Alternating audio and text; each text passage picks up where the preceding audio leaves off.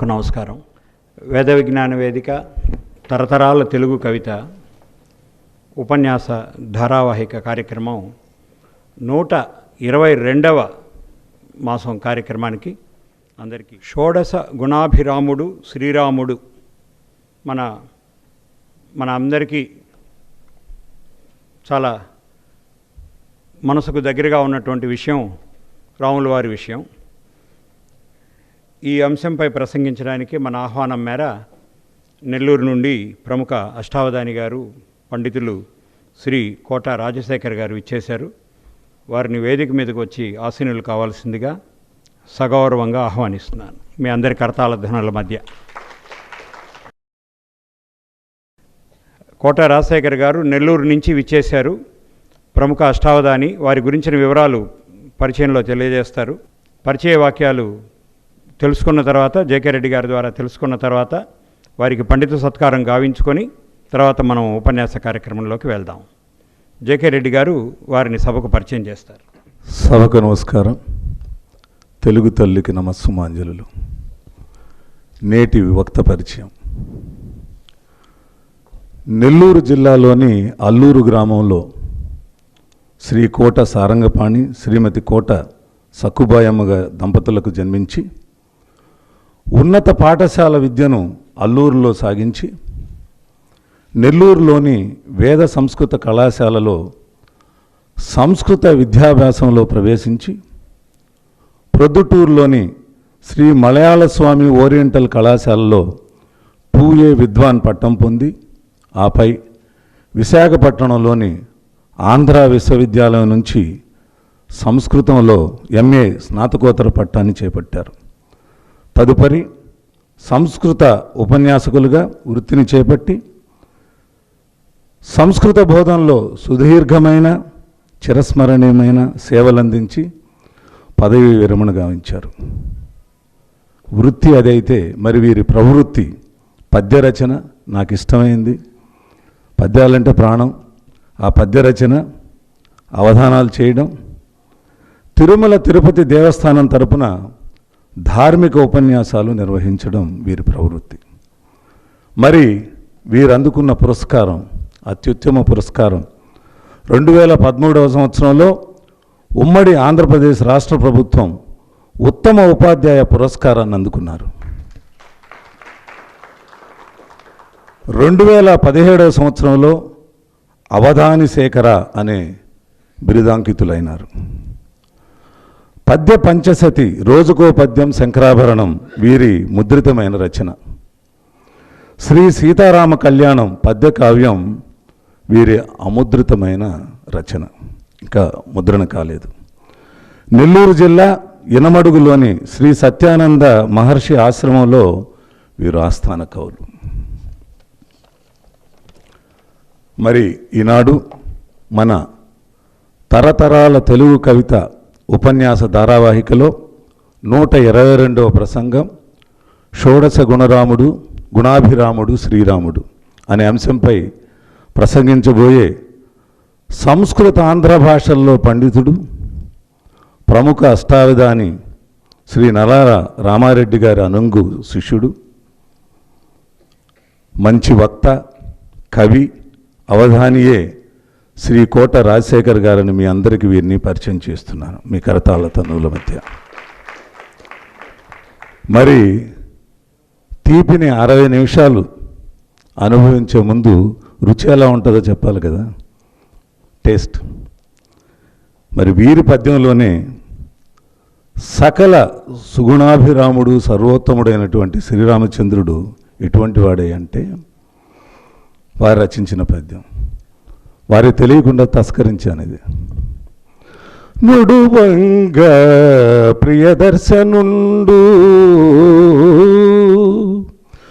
నుడువంగ ప్రియదర్శనుండు, గుణవంతుండు, మహావీర్యవంతుడు శ్రీరాముడు, సత్యసంధుడు, సమర్థుండు, కృతజ్ఞుండు, ఆతడు సూరుండు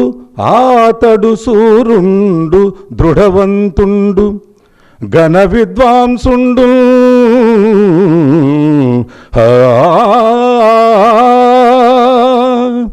ఆర్యుండు పాత్రుడు ధీమంతుడు తత్వవేత్త స్మృతిమంతుండున్ విశాలాక్షుడు విశాలాక్షుడు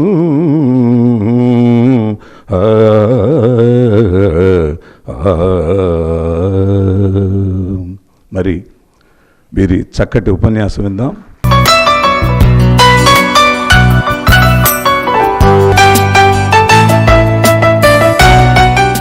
అరవై నిమిషాల సేపు వారి అద్భుతమైన ప్రసంగాన్ని మనం అందరం విందాం. చిరకారుణ్యమతి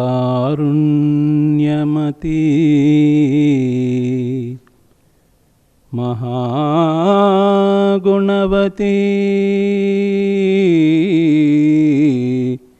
శృంగారలీలారతి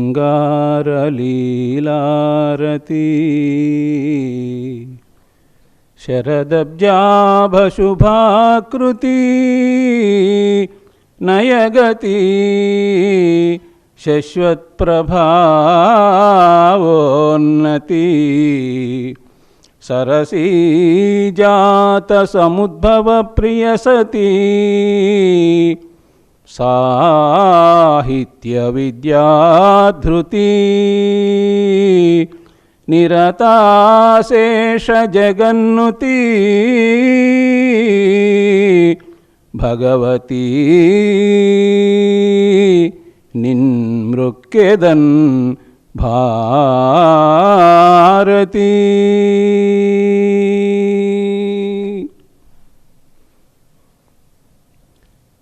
శ్రీరామా రఘునందనా రఘుపతి సీతామనోనాయకా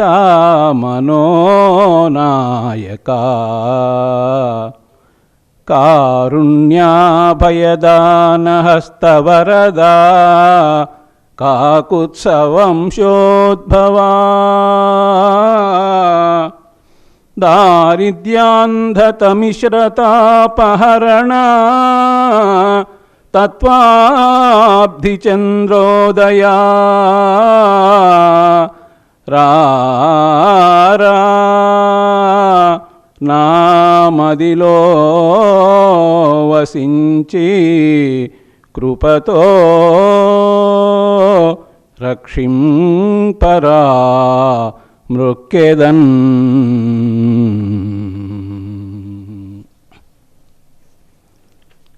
కూజంతం రామ రామేతి మధురం మధురాక్షరం ఆరుహ్య కవితాశాఖాం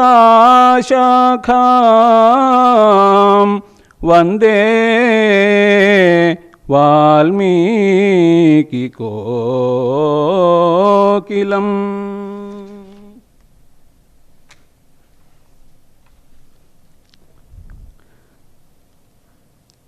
ఈరోజు వేద విజ్ఞాన పరిషత్తు కార్యక్రమాన్ని ఏర్పాటు చేశారు. ఇది ఒక మహద్భాగ్యంగా నేను భావిస్తూ ఉన్నాను. ఇందాక నా పరిచయంలో మా తల్లిగారు సక్కుబాయమ్మ గారు, తండ్రి గారు సారంగపాణి గారు అల్లూరు నేను పుట్టింది. అయితే మా పెద్దలు మద్రాసు వాళ్ళే. మా అమ్మగారు తెనంపూండి, దిండివనం దగ్గర తెనంపూండిలో జన్మించారు. మా నాన్నగారు మెడ్రాస్లోనే, ఇక్కడే మెడ్రాస్లో జన్మించారు, వాషర్మ్యాన్ పెట్ అక్కడ అన్నమాట. అందువల్ల వస్తూ పోతూ ఉండేవాళ్ళం. కొద్దిగా తమిళం మాట్లాడడం కొద్దిగా తెలుసు నాకు. మొత్తం మీద ఇక్కడి మా పూర్వీకులు ఇక్కడి వాళ్ళని చెప్తున్నానండి. నరాల రామారెడ్డి గారు మా గురువు గారు. మరి వారు ఈ అవకాశాన్ని నాకు కల్పించారు. అయితే ఆ రోజు నుండి కూడా జేకే రెడ్డి గారు మరి పెద్దలు ఎప్పుడు కూడా ఎంతో సౌమ్యంగా నాతో మాట్లాడుతూ విషయాలని తెలియజేస్తూ కార్యక్రమానికి ఆహ్వానించారు. ఈ వేద విజ్ఞాన పరిషత్ అనేటువంటిది ఇప్పుడే మనకు నేను తెలుసుకున్నాను. సుమారుగా 122వ 10 ఏళ్లకు పైగా, దశాబ్దం పైగా అఖండంగా నిర్వహింపబడుతూ ఉంది. మన కరోనా కారణంగా కొద్దిగా 10 నెలలు ఆగింది. కానీ మా గురువుగారు నరాల రామారెడ్డి గారు ఆయన అవధాన సభలో ఒకసారి రామచంద్ర స్వామిని గురించి ఒక పద్యం చెప్పారు. ఇది రామచంద్రుని గుణాలు కాబట్టి ఆయన మూర్తిమత్వం గురించి మా గురువుగారు చెప్పిన పద్యం కూడా ఇక్కడ వినిపిస్తున్నాను. రామచంద్ర స్వామి ఒక్కొక్కసారి ఒక్కొక్క విధంగా కనిపిస్తారట. ఒకసారి కనిపించు ఉప్పొంగు హృదయాన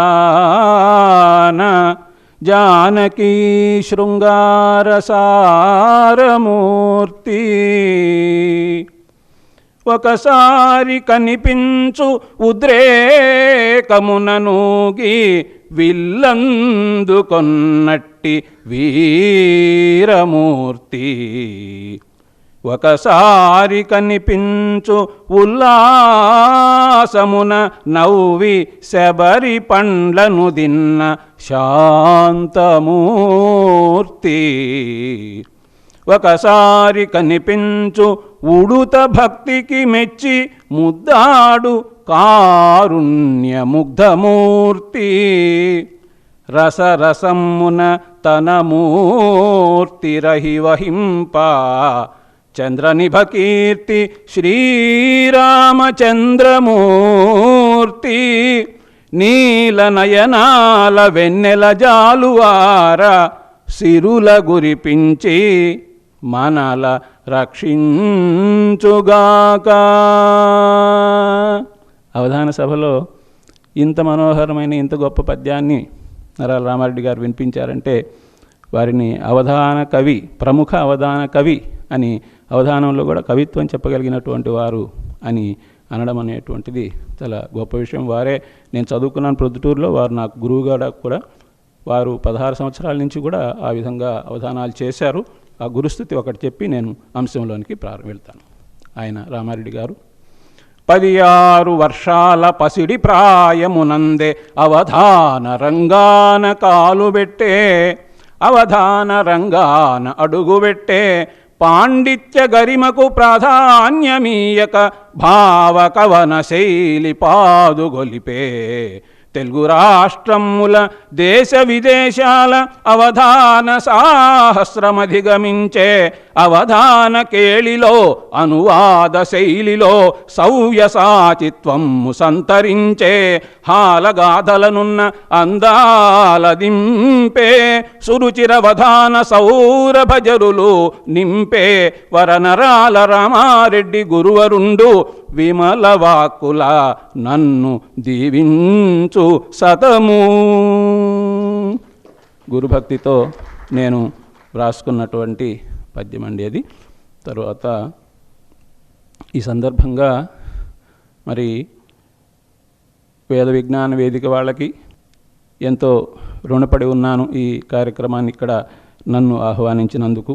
షోడశ గుణాభిరాముడు శ్రీరాముడు అనేటువంటి విషయాన్ని ఆంధ్ర క్లబ్లో మరి కరోనా సమయంలో కూడా మీరు ఎంతో శ్రద్ధగా, ముఖ్యంగా షోడశ గుణాభిరాముడు రాముడు అనగానే తప్పకుండా వెళ్ళాలి అనే ఆలోచనతో వచ్చారంటే రామచంద్రస్వామి యొక్క ఆ గొప్పతనం ఇంత అంత కాదు, ఆయన మీద భక్తి అనేటువంటిది చాలా సంతోషంగా యథాశక్తి నేను ఈ గంట కార్యక్రమాన్ని చేసే ప్రయత్నం చేస్తున్నాను. వేద వేద్యే పరే పుంసి జాతే దశరథాత్మజే, వేదః ప్రాచేతసాదాసి సాక్షాత్ రామాయణాత్మనా. ఈ కార్యక్రమం వేద విజ్ఞాన పరిషత్ తరఫున జరుగుతుంది, వేద విజ్ఞాన వేదిక పక్షాన. మరి ఈ ఉపన్యాసం కూడా వేద అనే పదంతోనే మొదలవుతుందండి. చాలా సంతోషం. ఎందుకంటే రామచంద్రస్వామి పరమాత్మ, ఆయనని తెలుసుకోవాలంటే వేదాల ద్వారానే తెలుసుకోవాలి. వేదములు ఆయన్ని స్తుతించాయి చక్కగా. అటువంటి ఆయన దశరథ కుమారుడుగా జన్మించాడు. ప్రచేతసుని కుమారుడైనటువంటి ప్రాచేతసుడు వాల్మీకి మహర్షి ఆయన కథని, ఆయన జీవిత చరిత్రని రామాయణంగా రచించారు. వేదమే, వేదసారమే రామాయణము అనేటువంటి విషయం మనకు తెలుసు. రామాయణం ఎంత గొప్పది అంటే బ్రహ్మదేవుడే చెప్పాడు. యావత్ స్థాస్యంతి గిరయః సరితశ్చ మహీతలే తావత్ రామాయణ కథా లోకేషు ప్రచలిష్యతి. వాల్మీకి మహర్షికి తాను అనేక విషయాల్ని రాముని చరిత్ర గురించి తెలియజెప్తూ బ్రహ్మదేవుడు చెప్పాడు, ఎంతవరకైతే ఈ కొండలు ఉంటాయో, ఎంతవరకు నదులు ప్రవహిస్తూ ఉంటాయో అంతవరకు రామాయణం అనేటువంటిది ఉంటుంది అని. మరి ఎంత గొప్ప వాక్కు ఆ బ్రహ్మవాక్కు. ముఖ్యంగా రామచంద్రస్వామి వాల్మీకి మహర్షి తాను తన దగ్గరికి నారద మహర్షి వస్తే, అయ్యా నారద మహర్షి, నేను కొన్ని గుణాల గురించి మీ దగ్గర ప్రస్తావన చేస్తాను, ఈ గుణాలు ఎవరికి ఉన్నాయి తెలియజెప్పవలసింది అని విజ్ఞప్తి చేశారు. ఆయన ప్రారంభం చేశాడు. ఏమని అడిగాడంటే ఆ గుణాలు 16 గుణాలు. అందుకనే మనం శీర్షిక షోడశ, షట్ దశ 6 10 షోడశ కాబట్టి 16 గుణాలు. ఈ గుణాలు ఎవరిలో ఉన్నాయి అని వాల్మీకి మహర్షి అడుగుతూ ఉన్నాడు. కోన్వస్మిన్ సాంప్రతం లోకే గుణవాన్ కశ్చ వీర్యవాన్ ధర్మజ్ఞశ్చ కృతజ్ఞశ్చ సత్యవాక్యో దృఢౌ వ్రతః చారిత్రేణ చ కో యుక్తః సర్వభూతేషు కో హితః విద్వాన్ కః కస్సమర్థశ్చ కశ్చ ఏక ప్రియదర్శనః ఆత్మవాన్ కో జితక్రోధః ద్యుతిమాన్ కః అనసూయకః కస్య బిభ్యతి దేవాశ్చ జాతరోషస్య సంయుగే. 16 గుణాలండి ఇవి వరుసగా. అవి చెప్పి ఇవి ఎవరిలో ఉన్నాయో తెలుసుకోవాలని కుతూహలంగా ఉంది. నీవు మహర్షివి, త్రిలోక సంచారివి కాబట్టి. అయితే కూడా ఇప్పుడే కహ అస్మిన్ సాంప్రతం లోకే, ఈ లోకంలో ఇప్పుడు అని ప్రశ్న వేస్తే ఆ ప్రశ్నకి నారద మహర్షి సమాధానం చెప్తాడు. అయితే ఈ 16 గుణాలను కూడా నేను రామచంద్రస్వామి అనుగ్రహంతో రచించేటువంటి బాలకాండ అనువాదం సీతారామ కళ్యాణం అనే గ్రంథంలో ఈ 16 గుణాలని ఒక శీర్షపద్యంలో నేను కూడా వ్రాశాను. అది కూడా మీకు వినిపిస్తాను. ఎవ్వడు గుణవంతుడు ఇలా వీర్యవంతుడు, ధర్మజ్ఞుడెవడు, కృతజ్ఞుడెవడు, సత్యవంతుడెవండు, సర్వభూతహితుడు ఎవడు, దృఢవ్రతుండు ఎవ్వడరయా, సచ్చరిత్రయుతుండు, సౌందర్యమున ప్రియదర్శనుండగు, ఆత్మతత్వవేత్త, ఘనతర విద్వాంసుడును, జితక్రోధుండు, ద్యుతిమంతుడును, సమర్థుండెవండు, పరుల సంపదకు అసూయపడనివాడు, వేట్క రణమున తాను కోపించినప్పుడు సురలనైనను భయపెట్టు శూరవరుడు ఎవ్వడు, ఆతని గూర్చి నాకిప్పుడు చెప్పుమా. 16 గుణాలు ఆ విధంగా ఉన్నాయి. వీటిల్లో మొట్టమొదటిది గుణవాన్, గుణవంతుడు ఎవరు. ఈ మొదటి గుణం కదా ఇది. 16 గుణాల్లో ఇంకా 15 గుణాలు ఉన్నాయి. అయితే అవన్నీ కూడా గుణాలే. మరి గుణవంతుడు అంటే ఏమి అర్థం చెప్పుకోవాలి అంటే, పెద్దలైన వారు ఏం చెప్పారంటే, గుణవంతుడు, గుణము అంటే సౌశీల్యము, సుశీలం యొక్క భావము, మంచితనము అనేటువంటిది. మరి రాముని విషయంలో ఈ మంచితనం అనేటువంటిది మనం గమనించినట్లయితే, ఎవరైనా సరే కొంత అధికారం ఉంటే, ధనం ఉంటే, విద్య ఉంటే గర్విస్తూ ఉంటారు. అట్లా కాకుండా రామచంద్రస్వామి చిన్నవాళ్లతో కానీ పెద్దవాళ్లతో కానీ అందరితో కూడా కలిసిమెలిసి ఉన్నటువంటి వాడై, భేదం అనేటువంటిది ఎక్కడా కూడా చూపించకుండా ఉండేటువంటి వాడై తన జీవితంలో అందరికీ ఆదర్శప్రాయంగా ఉండినాడనే విషయం మనకందరికీ కూడా తెలుసు. కాబట్టి ఇక్కడ శ్రీరామచంద్రుడు మనం ప్రతి గుణానికి కూడా ఒక్కొక్క ఉదాహరణ, కొద్దిగా వీలైన వరకు సమయం కొద్దిగా ఉంది కాబట్టి ఉదాహరణ చెప్పుకుంటాం. సౌశీల్యము, ప్రధానంగా తనకంటే తక్కువ వాళ్ళతో కూడా కలిసిమెలిసి ఉండడం, ఎంత ఎదిగినా కూడా ఒదిగి ఉండడం అనేటువంటి గుణం అనేటువంటిది. ఇప్పుడు గుహుని దగ్గరికి వెళ్ళినప్పుడు ఆ గుహుడు ఎంతో భక్తి శ్రద్ధలతో సేవ చేశాడు. ఆ గంగా నదిని దాటించే ఏర్పాటు అనేటువంటిది చేశాడు. మరి ఎంతో పొంగిపోయినటువంటి రామచంద్రస్వామి గుహునికి తన కౌగిలిని అందించాడు. ఎంత గొప్ప మనస్సు చూడండి.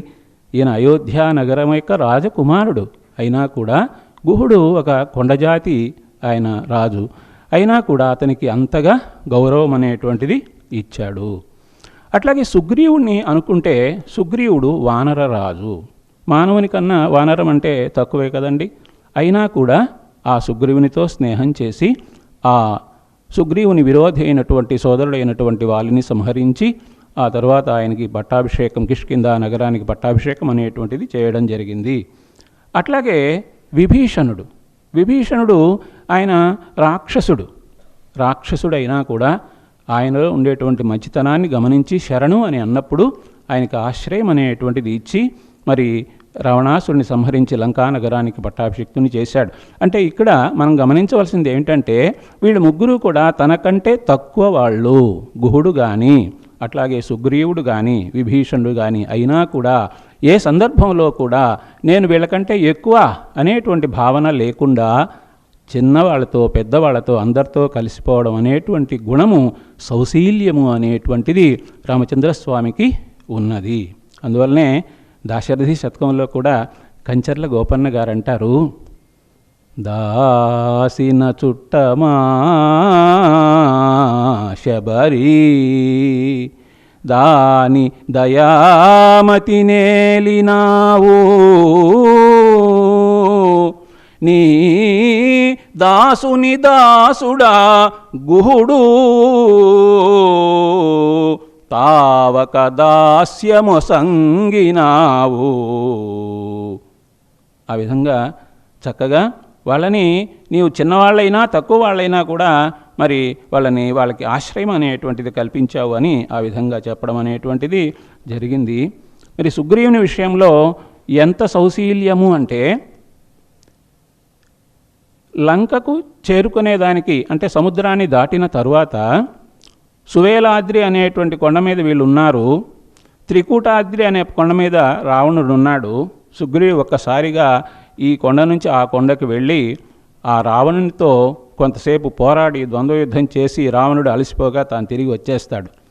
ఉన్నట్టుండి అలా జరిగేసరికి రామచంద్రస్వామి, ఏమిటి ఇలా చేసావు నీవు, మరి ఏదన్నా అక్కడ ప్రమాదం జరిగితే ఎంతో ఇబ్బంది పడాలి కదా అని ఆ సుగ్రీవుని తన ప్రాణం కంటే మిన్నగా భావించడం అనేటువంటిది జరిగింది. అంటే స్నేహితునికి ఎంతటి విలువ ఇస్తున్నాడు అనేటువంటి విషయం మనం గమనించవచ్చు. అట్లాగే విభీషణ్ణి తాను స్వీకరించేటువంటి సమయంలో కూడా నలుగురిని కూడా కూర్చోబెట్టి అందరి యొక్క అభిప్రాయాన్ని తీసుకున్నాడు రామచంద్రస్వామి. ఆ అభిప్రాయాన్ని తీసుకునేటప్పుడు కూడా ఒక్కొక్కరు ఒక్కొక్క విధంగా చెప్పారు. కొంతమంది వద్దన్నారు, కొంతమంది స్వీకరించమన్నారు, మరి ఆశ్రయం అనేటువంటిది ఇవ్వమన్నారు విభీషణునికి. ఆ సందర్భంలో మరి చివరగా హనుమంతుడు చెప్తాడు, ఆశ్రయం ఇవ్వండి అనేటువంటి మాట కూడా తెలియజేస్తాడు. మొత్తం మీద అక్కడ ఈ రామచంద్రస్వామి మిత్రభావేన సంప్రాప్తం న త్యజేయం కథంచన దోషో యద్యపి తస్య స్యాత్ సతాం ఏతదగర్హితం. మిత్రుడుగా శరణాగతి పొంది వచ్చినాడు ఈ విభీషణుడు.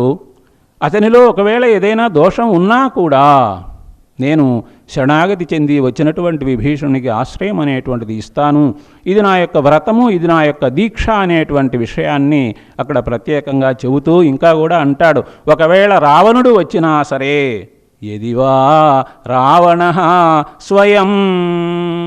స్వయముగా రావణుడే వచ్చి పొరపాటు చేశాను, ఇదిగో సీతమ్మను అప్పచెప్తున్నాను, శరణాగతి అంటున్నాను అంటే అలాంటి ఆ రావణ్ణికి కూడా నేను అభయం ఇస్తాను, ఆశ్రయం ఇస్తాను అని. కాబట్టి ఎంత గొప్ప మనస్సు, ఎంత గొప్ప సౌశీల్యము అనేటువంటిది మనము తెలుసుకోవచ్చు.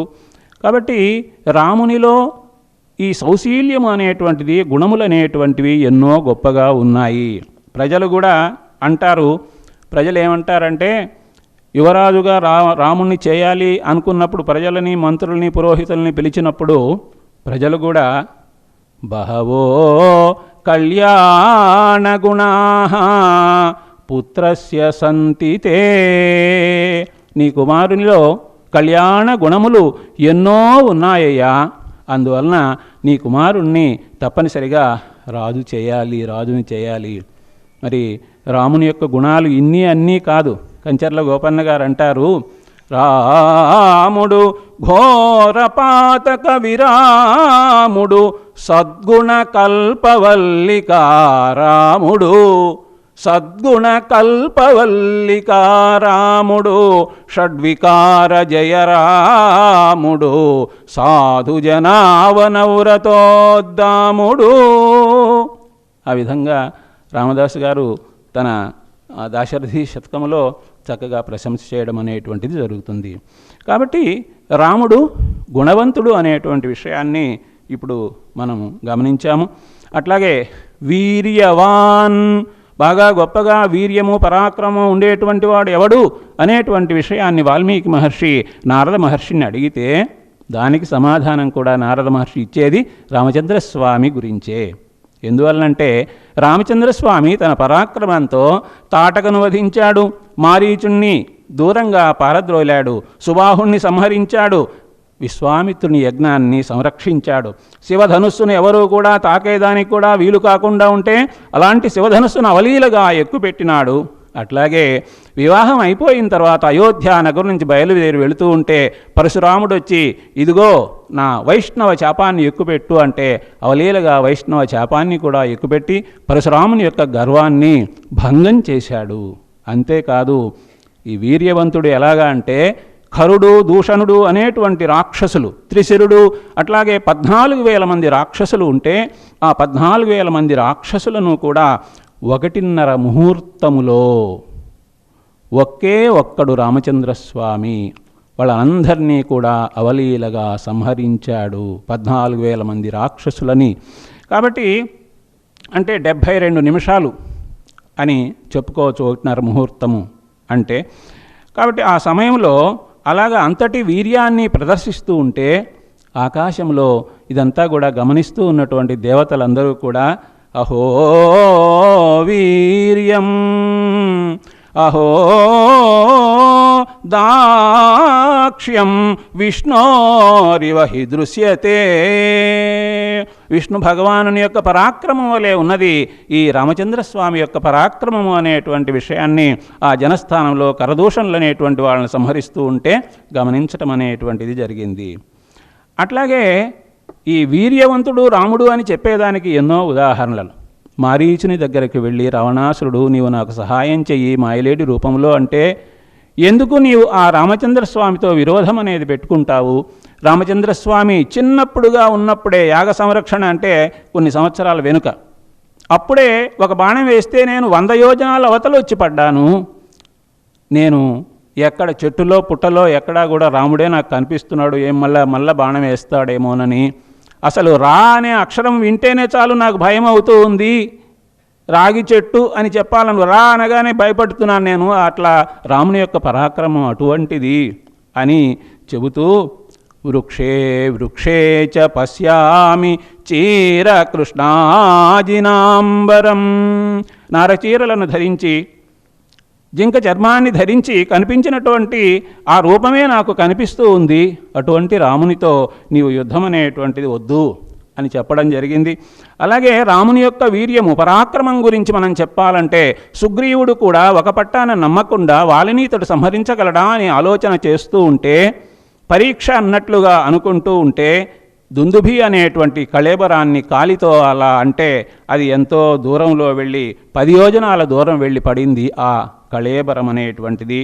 7 తాటి చెట్లను చూపించి ఒక్క బాణంతో వీటిని పడగొట్టు అంటే అవలీలగా రామచంద్రస్వామి ఒకే ఒక్క బాణంతో ఆ 7 తాటి చెట్లను కూడా పడగొట్టినాడు. కాబట్టి వీర్యవాన్ అని చెప్పేదానికి ఇంతకంటే ఉదాహరణలు అవసరం లేదు. అట్లాగే రామరావణ సంగ్రామం అనేటువంటిది అది దానితో పోల్చేదానికే వీలు లేదనమాట.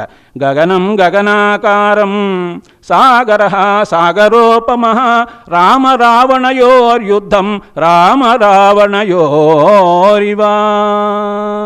ఆకాశం ఎట్లా ఉందంటే ఆకాశంలాగానే, సముద్రం ఎట్లా ఉందంటే సముద్రం లాగానే, రామరావణ యుద్ధం ఎట్లా ఉంది అంటే రామరావణ యుద్ధం లాగానే ఉంది. అటువంటి యుద్ధం అనేటువంటిది జరిగింది. ఆ యుద్ధంలో రామచంద్రస్వామి 2.5 గంటల సమయంలో 7,20,00,000 మంది రథాల్లో ఉండేటువంటి వాళ్ళని, 13,12,20,000 ఏనుగుల మీద ఉండేవాడిని, 10,20,60,000 రౌతులతో ఉన్నటువంటి గుర్రాల మీద ఉన్నవాళ్ళని, 145,08,00,000 పదాతి దళంతో ఉన్నటువంటి ఈ సైన్యాన్నంతా కూడా 2.5 గంటలో ఒకే ఒక్క రామచంద్రుడు ఆ రామరావణ సంగ్రామంలో సమూలంగా నశింపజేయడం అనేటువంటిది జరిగింది. కాబట్టి మనకు భారతంలో 18 అక్షౌహిణులు అంటారు కదా, దానికి 10 రెట్లు ఇంకా ఎక్కువ అని అనుకోవచ్చు. ఆ సైన్యం అనేటువంటిది అంతటి పరాక్రమం కలిగినటువంటి వాడు రామచంద్రస్వామి. అసలు రామచంద్రస్వామి అన్ని బాణాలను ఎట్లా వేశాడు అంటే ఆశ్చర్యము అనేటువంటిది, రావణాసురుడు కూడా ఆశ్చర్యపోతాడన్నమాట. అటువంటిది రామచంద్రుని యొక్క పరాక్రమము. అట్లాగే 3వ గుణము ధర్మజ్ఞ, ధర్మము తెలిసినటువంటి వాడు. ఏమిటి ఉదాహరణ అంటే ధర్మాల్లో కూడా సామాన్య ధర్మాలు, విశేష ధర్మాలు ఇలాంటివి కూడా ఉన్నాయి. అయితే అనేక సందర్భాల్లో మనకు రామచంద్రస్వామి యొక్క ధర్మాన్ని గురించి తెలియజేయడం అనేది జరిగింది.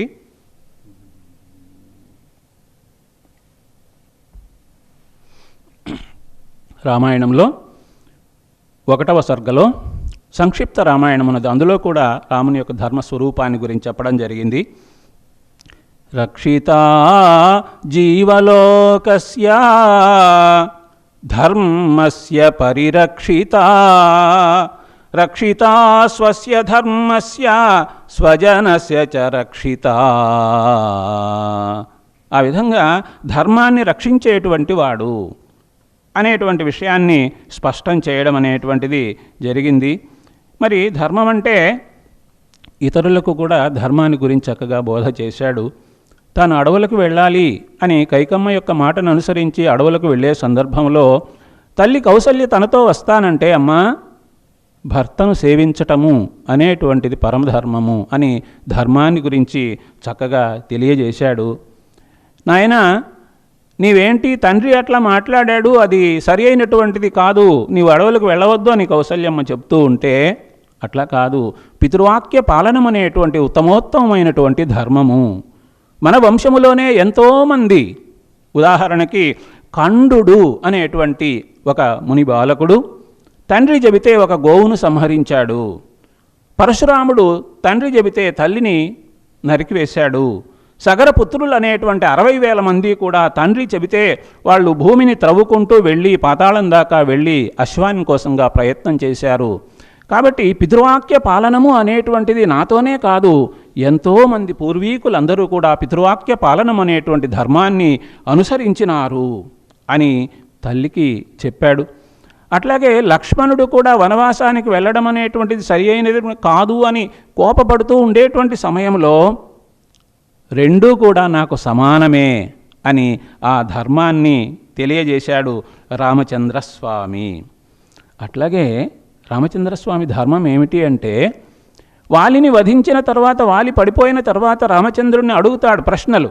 ఏమయ్యా, నన్నెందుకు చంపావయ్యా, నాకు చెప్పుంటే సీతమ్మని నేను తెచ్చిచ్చుండేవాని కదా, సుగ్రీవుని నువ్వు ఎందుకు ఆశ్రయించావు అని అడుగుతాడు. అడిగితే అప్పుడు రామచంద్రస్వామి చెప్పింది ఏమిటి అంటే, నీవు అధర్మ మార్గంలో ఉన్నావు. తమ్ముని భార్య కుమార్తెతో సమానం అవుతుంది, కోడలితో సమానం అవుతుంది. అలాంటి ఆమెతో నీవు కాలక్షేపం చేయడం అనేటువంటిది అధర్మం కాబట్టి, అధర్మంలో ఉండేటువంటి వాళ్ళని రాజు శిక్షించాలి కాబట్టి నేను ఆ విధంగా మరణశిక్ష అనేటువంటిది విధించాను అంటే, నిజమేనండి, నేను తప్పు చేశాను, నన్ను క్షమించండి అని ఆ వాలి చివరిలో క్షమాపణ వేడతాడు ఆ రామచంద్రస్వామి దగ్గర. అయ్యా, నీవు ధర్మమూర్తివి అనేటువంటి విషయాన్ని తెలియజేయడం అనేటువంటిది జరిగింది. రాముని యొక్క ధర్మ అనుసరణ అనేటువంటిది ఇంకా కూడా యుద్ధ ధర్మంలో కూడా రావణాసురుడు తన యొక్క బలమంతా కూడా పోగా రథము కూలిపోయింది, సారథి చనిపోయాడు, చేతిలో ఉండేటువంటి విల్లు పడిపోయింది. అలాంటి సమయంలో రామచంద్రస్వామి ఏమంటాడు, గచ్చా అనుజానామి రణార్దితస్వం ప్రవిశ్య రాత్రించర రాజా లంకాం ఆశ్వాస్య నిర్యాహిరధీచ ధన్వీ తదా బలం ద్రక్ష్యసి మే రథస్థః. నీవిప్పుడు రథము లేదు, ఆయుధములు లేవు, నిరాయుధుడుగా ఉన్నావు కదా, ఇటువంటి నీతో యుద్ధం చేయడం అనేటువంటిది ధర్మం కాదు కాబట్టి నేను నీకు అనుమతిస్తున్నాను, వెళ్ళు, విశ్రాంతి తీసుకో, మరలా రేపటి దినం రా అని యుద్ధ ధర్మాన్ని చక్కగా ఆయన నెరవేర్చాడు. అంతేకాకుండా విభీషణుడు అన్న చనిపోయిన తర్వాత, రావణాసుడు చనిపోయిన తర్వాత, ఇతడు దుర్మార్గుడు కాబట్టి ఇతనికి అంత్యక్రియలు నేను చేయను అంటే, ధర్మం తెలిసినటువంటి రామచంద్రస్వామి మరణాంతాని వైరాణి, మరణముతో వైరం అనేటువంటిది అంతమైపోతుంది కాబట్టి ఇప్పుడు నీకు వైరం అనేటువంటిది లేదు, అంత్యక్రియలు చేయి, అగ్ని సంస్కారం చేయి అంటే సిద్ధమయ్యాడు ఆ విభీషణుడు. కాబట్టి ఎన్ని ధర్మాలు రామచంద్రస్వామి అనుసరించాడనేటువంటి విషయాన్ని మనం ఆ విధంగా గమనించవచ్చు.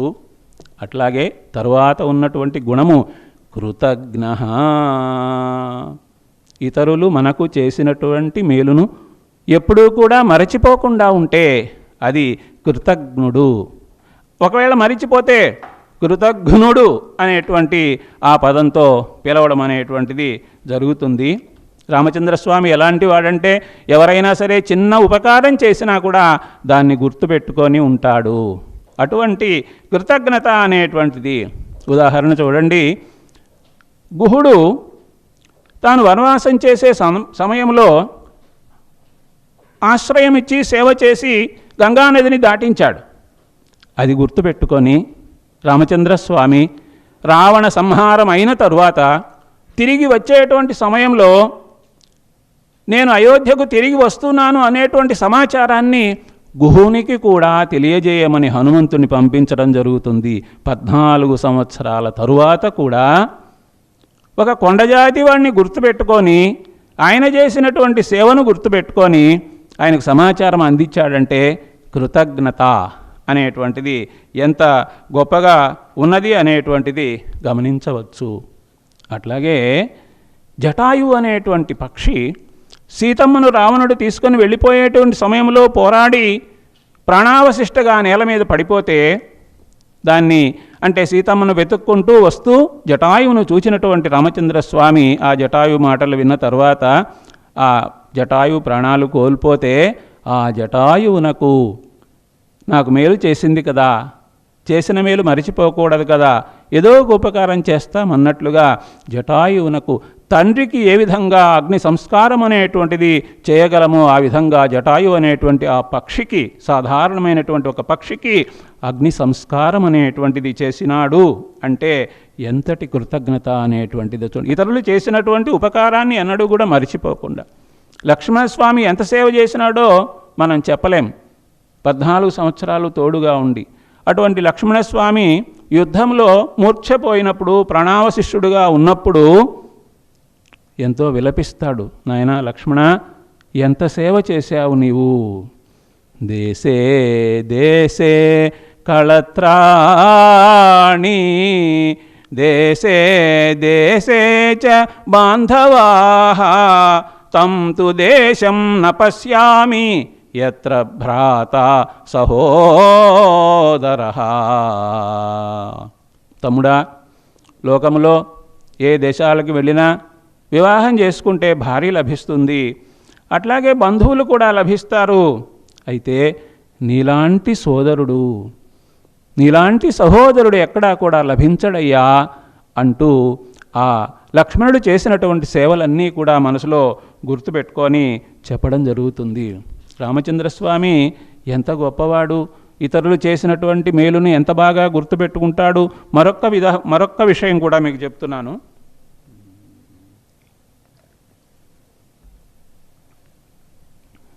రావణవధ అయిపోయిన తర్వాత సీతమ్మ అగ్ని ప్రవేశం అయినటువంటి సందర్భంలో దేవతలందరూ కూడా అక్కడికి వస్తారు.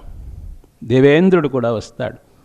అయ్యా రామా, నేను నీకు కనిపించాను, దేవతల దర్శనం వలన ఏదో ఒక లాభం ఉండాలి, నీకు వరం ఇస్తాను, కోరుకోవయ్యా, ఏం వరం కావాలి అని ఇంద్రుడు అడిగితే రాముడు అంటాడు, నా కోసం ఎంతోమంది వానరులు, ఎంతోమంది భల్లూకములు యుద్ధంలో ప్రాణాలను కోల్పోయాయి కదా, ఆ వానరులను బ్రతికించు, భల్లూకములను బ్రతికించు అంటే ఇంద్రుడు అలాగే వాళ్ళందరినీ కూడా బ్రతికించడం జరిగింది.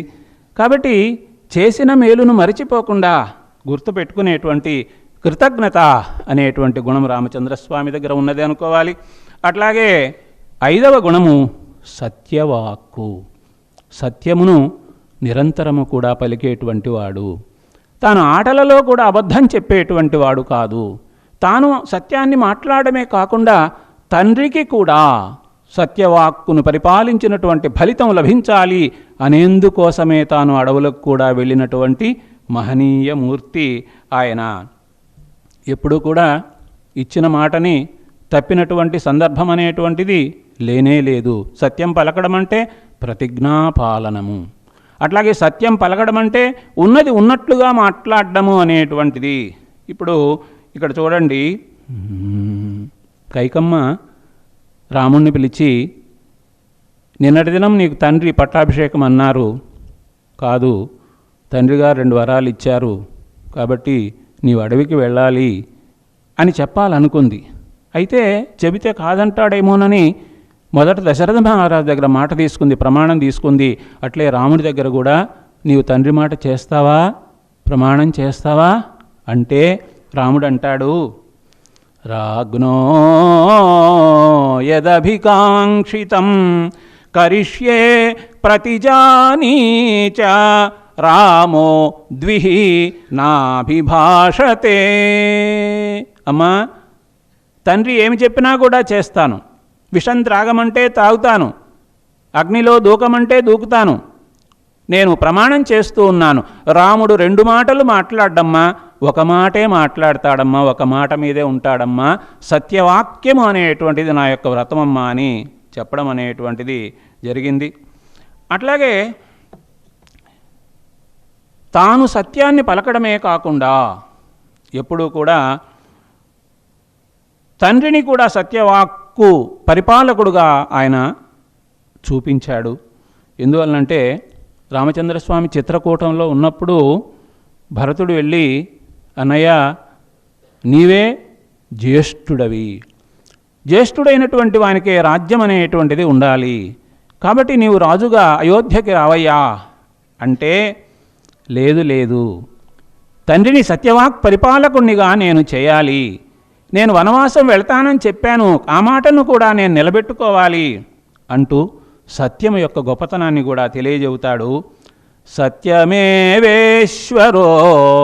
లోకే సత్యం ధర్మాశ్రితా సదా సత్యమూలాని సర్వాణి సత్యాన్నాస్తి పరం తపా.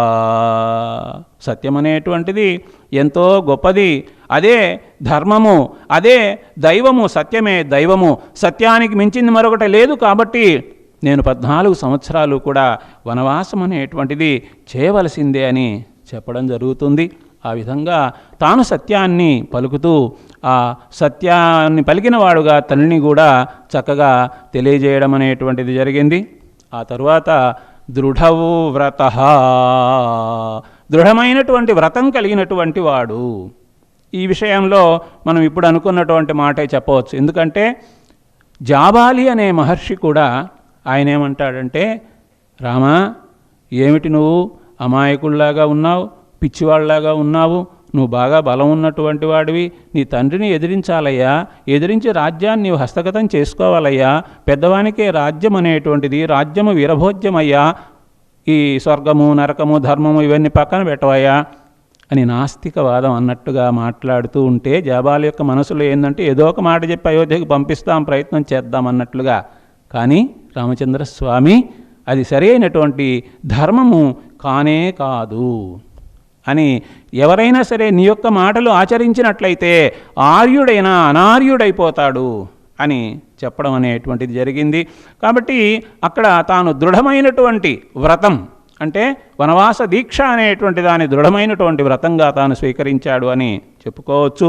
అట్లాగే రామచంద్రస్వామి మునులకు కూడా ఆశ్రయం ఇచ్చాడు. అడవికి వెళ్ళగానే ఎంతోమంది మునులు, దండకారణ్యంలో మునులందరూ కూడా బిలబిలమంటూ వచ్చి, అయ్యా మీకోసం ఎదురు చూస్తూ ఉన్నాం, రాక్షసులందరూ బాధ పెడుతూ ఉన్నారు, మమ్మల్ని నీవే కాపాడాలి, రాక్షసులను వధించాలి అంటే అలాగే అంటాడు. సీతమ్మ వారు, ఏమండి ఏమిటి మీరు చేసేది, వనవాసం కోసం వచ్చారు, మునిలాగా ఉండాలని అనుకున్నారు, మునిలాగా ఉండాలి అనుకొని అస్త్రాలు శస్త్రాలు ఇవన్నీ సంధిస్తానంటూ ఉన్నారే, ఈ రెండిటికి ఏదైనా పొంతన అనేటువంటిది ఉందా, ఇది సరికాదు, కాబట్టి అయోధ్యకు తిరిగి వెళ్ళే వరకు ఈ శస్త్రాస్త్రములు పక్కన పెడితే బాగుంటుందని నా అభిప్రాయము, మీకు నచ్చితే ఈ అభిప్రాయం స్వీకరించండి అంటే రామచంద్రస్వామి అంటాడు, ఓ సీత, మునులు తాము చేసేటువంటి తపస్సులో 4వ భాగాన్ని తపఫలాన్ని రాజుకు సమర్పిస్తారు. కాబట్టి మునుల దగ్గరకు వెళ్ళి మనమే మీకేదైనా ఇబ్బందులుంటే చెప్పండి రక్షిస్తాము అని అనాలి. వాళ్ళుగా నా దగ్గరికి వచ్చి రక్షించమని అడిగితే కూడా నేను ఇప్పుడు సిగ్గుపడవలసిన పరిస్థితి ఉంది. కాబట్టి వాళ్ళకి నేను రక్షిస్తానని మాట చెప్పాను. ఆ రక్షిస్తాను అనేటువంటి ఆ అభయాన్ని ఒక దృఢమైనటువంటి వ్రతంగా నేను స్వీకరిస్తూ ఉన్నాను.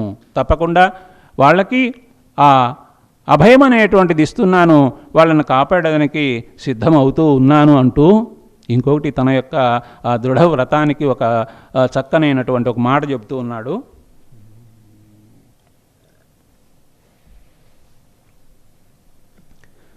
సకృదేవ ప్రపన్నాయ తవాస్మీతి చ యాచతే అభయం సర్వభూతేభ్యో దదామి ఏతద్వ్రతం మమ. ఎవరైనా సరే ఒక్కసారి నా సన్నిధికి వచ్చి నేను నివాడనయ్యా అని అంటే వాళ్లకు అభయం ఇస్తాను అనేటువంటిది ఆర్తత్రాణ పరాయణత్వం అనేటువంటి వ్రత దీక్ష అనేటువంటిది నాకు ఉన్నది, ఆ దృఢమైనటువంటి వ్రతం అనేటువంటిది ఉంది అని చెప్పడం అనేటువంటిది జరిగింది. కాబట్టి ఆ విధంగా దృఢమైనటువంటి వ్రతం కలిగినటువంటి వాడు దృఢవ్రతుడు అంటూ ఇంకా ఏమంటారంటే తర్వాత గుణము చారిత్రేణ చ కో యుక్తః, మంచి చరిత్రతో కూడినటువంటి వాడు ఎవడు అని వాల్మీకి మహర్షి నారద మహర్షిని అడుగుతూ ఉంటే అప్పుడు ఏమని చెప్తున్నాడంటే నారద మహర్షి రాముడే దానికి కూడా అంటూ, ఉదాహరణకు మనం అనుకోవాలంటే రాముడు ఎంత గొప్ప చరిత్ర కలిగినటువంటి వాడంటే పట్టాభిషేకం రామునికి చేయాలి అనుకున్నప్పుడు అందరి అభిప్రాయాలు తీసుకున్నప్పుడు ప్రజలు ఏం చెప్పారంటే రాజు కాకముందే రాముడు ప్రజల యొక్క యోగక్షేమాలను చూస్తూ ఉన్నాడు, ప్రజలకు కష్టం వస్తే ఆ కష్టాన్ని తన కష్టంగా భావిస్తాడు, ప్రజలు సంతోషపడితే, ఒక తండ్రి బిడ్డ సంతోషపడితే తండ్రి ఏ విధంగా సంతోషపడతాడో ఆ విధంగా సంతోషపడతాడు రామచంద్రస్వామి. వ్యసనేషు మనుష్యాణం భృశం భవతి దుఃఖితః ఉత్సవేషు చ సర్వేషు పితేవ పరితుష్యతి. ప్రజలు ఉత్సవం చేసుకుంటూ ఉంటే పితాయివ తండ్రి వలె తాను సంతోషపడతాడు. వాళ్ళకి కష్టం వస్తే తన కష్టంగా భావిస్తాడు. కాబట్టి అటువంటి వాడు మంచి చరిత్ర కలిగినటువంటి వాడు అని ప్రజలందరూ కూడా చక్కగా ప్రశంసించారు రాముణ్ణి గురించి. రాముని చరిత్ర ఇంకా ఎటువంటిది అంటే మృదు మధురంగా భాషిస్తాడు. నేను ముందెందుకు మాట్లాడాలి అనే ఆలోచన లేకుండా పూర్వభాషిగా మాట్లాడతాడు, చిరునవ్వుతో మాట్లాడతాడు. మృదు మధుర భాషి, పూర్వభాషి, స్మితభాషి కూడాను. ఇంకొకటి, దీనులు ఎవరైనా ఉంటే వాళ్ళని చూస్తే ఆయన యొక్క మనస్సు కరగిపోతుంది అని ఆ విధంగా చారిత్రేణ చ కో యుక్తః. అట్లాగే ఆయన యొక్క గుణం చూడండి ఎంత చరిత్ర అంటే, అడవికి పంపించింది కైకమ్మ. కైకమ్మ కుమారుడు భరతుడు తన దగ్గరికి వచ్చి రాజ్యానికి రమ్మంటే నేను రాలేనన్నాడు. ఆయన వెళ్ళిపోయేటప్పుడు భరతునితో ఏమంటాడంటే, ఓ భరతుడా, మీ అమ్మగారిని జాగ్రత్తగా చూసుకో. మీ అమ్మ నన్ను ఇట్లా అడవులకు పంపిందని ఆమె మీద కోప్పడొద్దు, ఆమె మీద ద్వేషం అనేటువంటిది పెంచుకోవద్దు. మరి ఇంత మాట చెప్పాడంటే రాముని యొక్క చరిత్ర, రాముని యొక్క మంచితనం అనేటువంటిది ఎంత గొప్పది అని మనం తెలుసుకోవచ్చు. అట్లాగే ఎవరికి ఎంత మేలు చేయాలనో అంత మేలు చేసేదానికి సిద్ధంగా ఉంటాడు. కబంధుడు అనేటువంటి రాక్షసుడు అడవిలో బాధ పెట్టాడు. తర్వాత వాడిని చంపిన తర్వాత వాడిని దహనం చేస్తే వానికి స్వర్గం లభిస్తుంది అనే విషయం తెలిసి ఆయనకి అగ్ని సంస్కారం అనేటువంటిది చేశాడు రామచంద్రస్వామి. చూడండి ఎంత గొప్ప చరిత్ర అనేటువంటిది ఉందో. కాబట్టి చారిత్రేణ చ కో యుక్తః అంటే ఉదాహరణ రామచంద్రుడే. తర్వాత 8వ గుణము సర్వభూతేషు కో హితః. అన్ని ప్రాణుల ఎడలా కూడా హితము కోరేటువంటి వాడు ఎవడు? అన్ని ప్రాణులు కూడా, రాముడు అడవికి వెళ్ళిపోతూ ఉంటే జంతువులన్నీ విలపించాయి. రాముడు లేకపోయేసరికి వసంత ఋతువులో కూడా వసంత ఋతువు యొక్క వాతావరణం లేకుండా శిశిర ఋతువు యొక్క వాతావరణం వచ్చిందట, ఆకులన్నీ రాలిపోవడం బాధతో. కాబట్టి ప్రకృతిని కూడా ఆయన ఆ విధంగా, ప్రకృతి కూడా ఆయన అంటే అంతగా ఇష్టపడింది. రామునికి ఒక ఏనుగు ఉండేది, శత్రుంజయము అనేటువంటి ఏనుగు. ఈ 14 సంవత్సరాల తర్వాత ఆయన వస్తే అంతవరకు చిక్కి శల్యమైపోయినటువంటి ఆ ఏనుగు రాముని రాకను చూచి ఎంతగానో ఆనందపడింది, మళ్ళీ ఉత్సాహాన్ని పుంజుకుంది, బలాన్ని పుంజుకుంది. ఆయన సర్వభూతేషు కో హితః అంటే అన్ని ప్రాణుల ఎడలా కూడా ఆ ప్రాణుల యొక్క హితం కోరుకుంటూ ఉండేటువంటి వాడు. కాబట్టి ఆయన్ని ఆ విధంగా. మరొక విషయం గమనించండి, ఏంటంటే శృంగిబేరపురంలో గుహుడు ఆతిథ్యం ఇస్తాను అంటే, నా ఆతిథ్యం పక్కన పెట్టు, ముందు ఈ గుర్రాలు ఉన్నాయి, ఈ గుర్రాలు మా నాన్నగారికి చాలా ఇష్టమైనటువంటి గుర్రాలు, ఈ గుర్రాలకు ముందు నీళ్లు తాగించు, వీటికి మేత పెట్టు అని ఆయన గుర్రాల విషయం ఆలోచించి చెప్పాడు. అంటే అన్ని ప్రాణుల ఎడలా కూడా ఎంత వాత్సల్యం అనేటువంటిది ఉంది అనే విషయాన్ని మనం గమనించవచ్చు. జటాయువునకు తండ్రి వలె అగ్ని సంస్కారం అనేటువంటిది చేశాడు. ఇంకొకటి కూడా చూడండి, సర్వభూతేషు కో హితః అన్ని ప్రాణుల ఎడలా కూడా హితము అంటే చూడండి, సముద్రుణ్ణి మార్గం ఇవ్వయ్యా, ఏం చేయాలి అంటే సముద్రుడు రాలే, సముద్రం మీదకి ఒక బ్రహ్మాస్త్రం ప్రయోగించాడు, బ్రహ్మాస్త్రం ప్రయోగిస్తే వణుకుతూ వచ్చాడు సముద్రుడు. వచ్చిన తర్వాత నలుడు నీళ్లు ఉన్నారు, మీరు వారధి కట్టుకోండి అని చెప్పడం జరిగింది. అయితే బాణం ప్రయోగించాను కదా, ఇది ఎక్కడ ఎవరి మీద ప్రయోగించాలి అంటే సముద్రంలోనే ద్రుమకుల్యము అనే ప్రదేశం ఉంది, ఆ ప్రదేశంలో దుర్మార్గులు ఉన్నారు, వాళ్ళ మీద ప్రయోగించమంటే రాముడు ప్రయోగించాడు. ఆ ద్రుమకుల్యము అనేటువంటి ఆ ప్రదేశం అంతా కూడా భస్మమైపోయింది. అయితే ఆ ప్రదేశంలో రాముడు మళ్ళీ ఒక వరం ఇచ్చాడు. ఈ ద్రుమకుల్యం అనేటువంటి ప్రదేశము సస్యశ్యామలంగా ఉండాలి, పక్షులు అలాగే జంతువులు అన్ని హాయిగా తిరిగేటట్లుగా ఉండాలి, వృక్షాలన్నీ చక్కగా పెరగాలి, ఈ ప్రదేశం సస్యశ్యామలంగా ఉండాలి అని ఆ ప్రదేశానికి సంబంధించి రామచంద్రస్వామి వరం ఇచ్చాడు. అంటే ఎంత గొప్పవాడో చూడండి. ఆ విధంగా రాముడు సర్వభూతేషు కోహితః. అట్లాగే విద్వాన్ కహ, విద్వాంసుడెవరు? మరి విద్వాంసుడు రామచంద్రస్వామి. వేదాలు చదివాడు, వేదాంగములు శిక్ష, వ్యాకరణము, ఛందస్సు, జ్యోతిషము, నిరుక్తము, కల్పము ఇవన్నీ కూడా చదివాడు. ధనుర్వేదం అనేది చదివాడు. అట్లాగే ఖగోళ శాస్త్రం ఇవన్నీ కూడా చక్కగా చదివాడు. కాబట్టి ఏకసంధాగ్రాహిగా ఉండినటువంటి వాడు విద్వాంసుడు. ఇంకొకటి కూడా, భరతుడు తన దగ్గరికి వచ్చి అయోధ్యకి రమ్మని చెప్పినప్పుడు నాయనా నువ్వు వెళ్ళు అని పాదుకలు ఇచ్చి భరతునికి రాజనీతి శాస్త్రం అంతా కూడా చక్కగా ఉపదేశం చేశాడు. ఇలా పరిపాలన చేయాలి అని రాజతంత్రం అంతా ఉపదేశం చేశాడు. ఉపదేశం చేశాడంటే అన్నీ తెలిసి ఉంటేనే కదా చక్కగా ఉపదేశం అనేటువంటిది చేస్తాడు. అట్లాగే లక్ష్మణుడు పర్ణశాల అనేటువంటిది నిర్మిస్తే ఆ పర్ణశాలకు చక్కగా వాస్తు పూజ అనేటువంటిది తానే చేశాడు. ఆ విద్య కూడా చక్కగా తెలిసినటువంటి వాడు. గృహశాంతి అనేటువంటిది కూడా రాముడు చేశాడు. ఆ విధంగా ఆ విద్య కూడా చక్కగా తెలిసినటువంటి వాడు. అట్లాగే హనుమంతుడు తనను మొట్టమొదటిసారి కలుసుకున్నటువంటి సందర్భంలో ఆయన చక్కగా రామచంద్ర అని చక్కగా పొగిడాడు, ప్రశంస చేశాడు. ప్రశంస చేసిన తరువాత ఇట్లా సుగ్రీవుని విషయం చెప్పి స్నేహం చేయాలంటే లక్ష్మణునితో రామచంద్రస్వామి, ఓ లక్ష్మణ చూసావా హనుమంతుడు ఎంత చక్కగా మాట్లాడా చూసావా, ఏ అపశబ్దం అనేటువంటిది లేకుండా, ఏ తొట్టుపాటు అనేటువంటిది లేకుండా వేదాలన్నీ చదివినటువంటి వాని వలె మాట్లాడాడు, స్వరయుక్తంగా మాట్లాడినాడు అని వేదాలు కూడా హనుమంతునికి తెలిసినట్టుగా మాట్లాడినాడు. అంటే ఎంతటి విద్వాంసుడో రామచంద్రస్వామి అనేటువంటిది మనకు తెలుసు.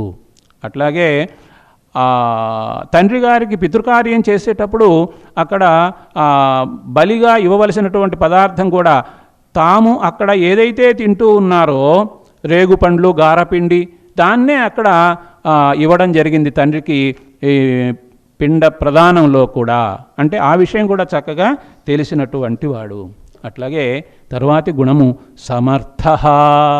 సామర్థ్యం ఎవరికి ఉన్నది అంటే రామచంద్రస్వామికే ఉన్నది. ఎక్కడ ఏ విధంగా ప్రవర్తించాలి, ఏ వ్యూహాన్ని యుద్ధంలో రావణ్ణి జయించేదానికి ఏ వ్యూహాన్ని ఎక్కడ ఎలా ఉపయోగించాలి. విశ్వామిత్రుని యజ్ఞ సంరక్షణలో కూడా మానవాస్త్రము అనేటువంటి దానితో మారీచుణ్ణి దూరంగా పంపించాడు. ఆగ్నేయాస్త్రంతో సుబాహు అనేటువంటి వాడిని సంహరించాడు. వాయువ్యాస్త్రంతో మిగిలినటువంటి అనుచరులందరినీ కూడా సంహరించాడు. సిద్ధాశ్రమం అనేటువంటి పేరు సార్థకమయ్యేటట్లుగా తాను ఆ సందర్భంలో సమర్థతతో ఉండినాడు. కాబట్టి రాముడు ఎంత సామర్థ్యం ఉన్నది అంటే ప్రజలందరూ కూడా రాముడు రాజు కావాలి అని ప్రతిరోజు దేవతలకు నమస్కారం చేసుకునేవాళ్ళట. స్త్రియో వృద్ధాః తరుణ్యశ్చ సాయం ప్రాతః సమాహితాః సర్వాన్ దేవాన్ నమస్యంతి రామస్యార్థే యశస్వినః. ప్రజల్లో స్త్రీలు, పురుషులు అందరూ కూడా సాయంకాలం ఉదయం కలుసుకున్నటువంటి వారే రాముడు రాజు కావాలి అని దేవతలందరికీ నమస్కారం అనేటువంటిది చేసేటువంటి వారు. అంటే ఆయన యొక్క సామర్థ్యం ఎంత గొప్పది అని. అట్లాగే కశ్చ ఏక ప్రియ దర్శన, ఎవరు లోకంలో ప్రియమైనటువంటి దర్శనం కలిగినటువంటి వారు అంటే వాళ్ళని చూడగానే ఆనందం అనేటువంటిది కలుగుతుంది అంటే రాముడే, రామచంద్రుడే.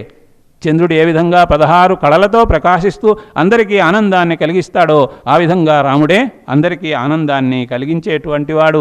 మరి ఆ విశ్వామిత్ర మహర్షి కూడా నిద్రపోతూ ఉంటే రాముణ్ణి చూచి ఆనందపడి కౌసల్యా సుప్రజా రామ అంటూ ఆయన్ని నిద్రలేపడం అనేటువంటిది జరిగింది.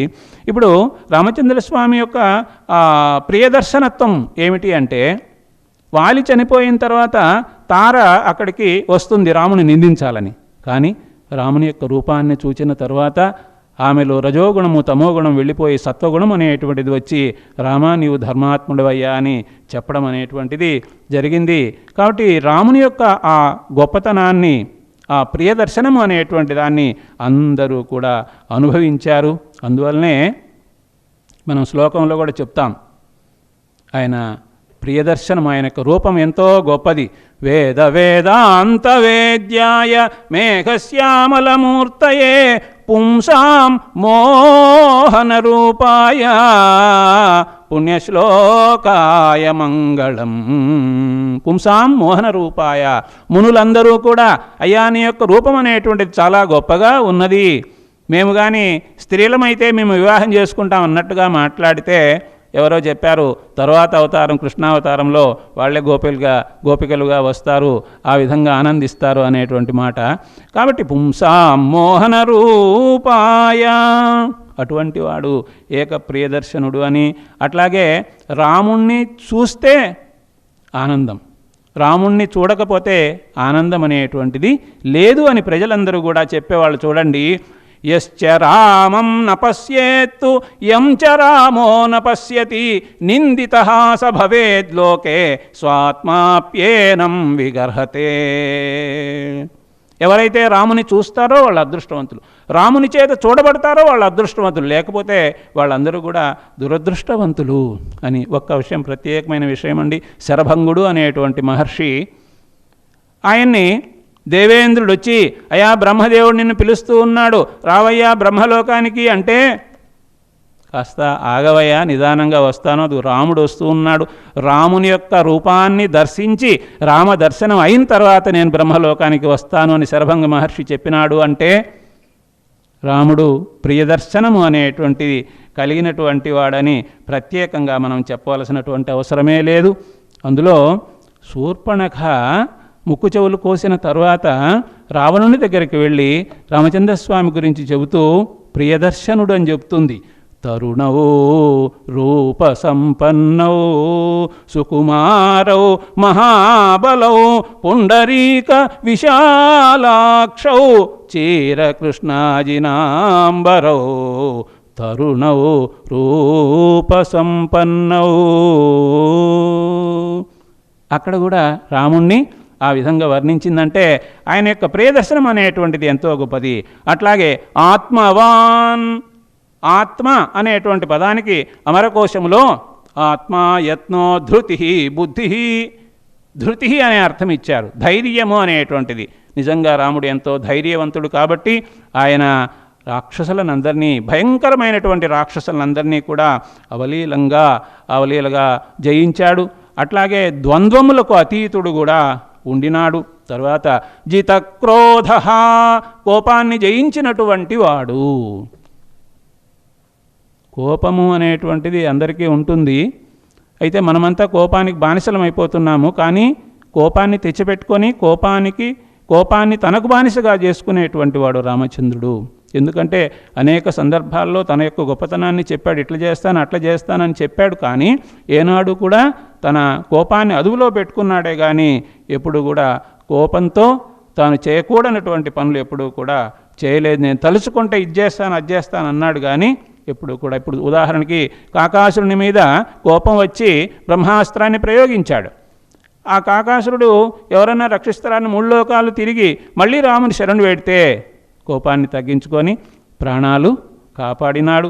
ఇటువంటివి ఇంకా కూడా వాలిని సంహరించాడు. సంహరించిన తరువాత సుగ్రీవుడు సీతాన్వేషణ కోసం ప్రయత్నం చేయడం లేదు అని అప్పుడు అంటాడు. నచ సంకుచితః పంథాః ఏన వాలీహతో గతః. సుగ్రీవా గుర్తుపెట్టుకో, మీ అన్న వాలిపోయినటువంటి మార్గము ఇంకా మూసివేయబడలేదు అని ఆ విషయాన్ని తెలియజేస్తాడనమాట. అంటే మొత్తం మీద కోపం వచ్చినా ఆ కోపాన్ని అదుపులో పెట్టుకోవడం అనేటువంటిది ఆ రామచంద్ర స్వామి యొక్క గొప్పతనము అనేటువంటిది. అట్లాగే ద్యుతిమాన్ 14వ గుణము. ద్యుతిమాన్ ఎంతో గొప్ప తేజస్సు అనేటువంటిది కలిగినటువంటి వాడు. 16 కళలు ఉన్నటువంటి చంద్రుని వలె ఈయన గొప్పగా తేజస్సు అనేటువంటిది కలిగినటువంటి వాడు. అట్లాగే 15వ గుణము కహ అనసూయకహ, అసూయ అనేటువంటిది లేకుండా ఉండేటువంటి వాడు. అసూయ అనేటువంటి దానికి ఇతరులలో ఉండేటువంటి గుణములను కొంతమంది అవగుణాలుగా భావిస్తూ ఉంటారు. అట్లా కాకుండా ఆ గుణములను సుగుణములుగా భావించడం అనేటువంటి జరుగుతుంది. చూడండి, ఆ కైకమ్మ అడవులకు పంపించింది, అయినా కూడా ఏనాడు కూడా కైకమ్మను ఎప్పుడూ ఒక మాట కూడా అనలేదు.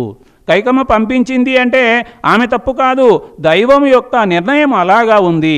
ఆమె పంపించిన కారణంగానే మునులందరినీ కూడా దర్శించాము.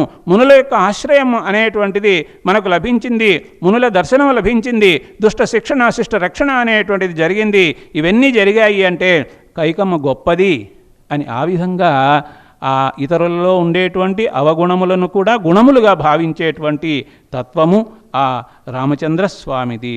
అట్లాగే కస్య బిభ్యతి దేవాశ్చ జాతరోషస్య సంయుగే, యుద్ధంలో దేవతలు కూడా భయపడేటువంటి పరాక్రమం ఎవరికి ఉన్నది అనేటువంటి విషయాన్ని వాల్మీకి మహర్షి అడిగితే నారద మహర్షి చెబుతూ ఉన్నాడు, రామునికే. ఎందువలనంటే రావణాసురుడు రామునితో యుద్ధం చేయడానికి భయపడ్డాడు. అందువల్లనే మోసంతో ఆ విధంగా ఆ సీతమ్మను అపహరించేదానికి సిద్ధమయ్యేప్పుడు రావణాసురుడు దేవతలను భయపెట్టాడు, రాక్షసులను భయపెట్టాడు. దేవతలు రాక్షసులను భయపెట్టినటువంటి రావణాసురుడు అలా మోసం చేశాడు అంటే రామునికి భయపడ్డాడు అనేటువంటి విషయము. కాబట్టి ఆ విధంగా 16 గుణములలో కూడా మరి రామచంద్రస్వామి అంతటి మహిమోన్నతుడు. అందువలన ఈ గుణాలే కాకుండా వాల్మీకి మహర్షికి నారద మహర్షి ఇంకా 64 గుణాలు చెబుతాడు. ఆ 64 గుణాలని నేను వ్రాసినటువంటి పద్యాల్లో 116 సుగుణాలను నేను వ్రాశాను. ఈ సీతారామ కళ్యాణము బాలకాండ అనువాదం అనేటువంటి గ్రంథంలో అవి మీరు తర్వాత తెలుసుకునేటువంటి ప్రయత్నం చేయొచ్చు. కాబట్టి రామచంద్రుని యొక్క కళ్యాణ గుణములు అనేటువంటి కారణంగా మనం తెలుసుకొని మనం కూడా ఈ వీటిల్లో ఏదో కొన్ని గుణాలైనా అలవరుచుకొని ఆ సౌశీల్యము అనేటువంటిది మనం పొందేదానికి రామచంద్ర స్వామి యొక్క అనుగ్రహం మనకు కలగాలి అనుకుంటూ తల్లిదండ్రుల మీద భక్తి ప్రపత్తులు కలిగే విధంగా, అన్నదమ్ముల మీద ప్రేమానురాగాలు కలిగే విధంగా, గురువుల యొక్క గౌరవాదరాలు కలిగే విధంగా, చిన్న పెద్ద అనే తేడా లేకుండా అందరితో కూడా కలిసిమెలిసిపోయేటువంటి ఆ సౌశీల్యము, ఆ తర్వాత స్నేహశీలత్వము, కృతజ్ఞత, ఏకపత్ని వ్రతము, తర్వాత దృఢతరమైనటువంటి దీక్ష, ఇవన్నీ కూడా మనము అలవాటు చేసుకోవాలి. రాముని యొక్క సుగుణాలన్నీ కూడా మనకు ఆదర్శంగా ఉండాలి నిత్యము కూడా అనేటువంటి భావన కలగాలి.